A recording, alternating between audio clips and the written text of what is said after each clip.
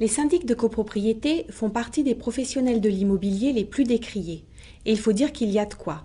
L'enquête annuelle menée par le particulier sur les tarifs pratiqués par cette profession, réalisée auprès de 3300 copropriétés, révèle un certain nombre d'abus. Les syndics s'étaient engagés à se conformer à un avis du Conseil national de la consommation, rendu en 2007, et qui avait établi une liste de 44 tâches devant obligatoirement être comprises dans les honoraires de gestion courante.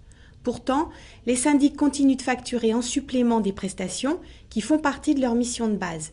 Tel est le cas par exemple du suivi des travaux d'entretien, de la déclaration des sinistres à l'assurance et du suivi de dossiers d'indemnisation ou encore du transfert des archives en cas de changement de syndic. Entre la moitié et un tiers des copropriétés paient ces prestations en plus et la note est particulièrement salée puisqu'elle peut s'élever à plusieurs milliers d'euros dans l'année. Autre constat de l'enquête, les syndics sont de plus en plus chers. Pour leur mission de base, leurs honoraires ont augmenté de 3,5% en 2009, soit 4 fois plus vite que l'inflation.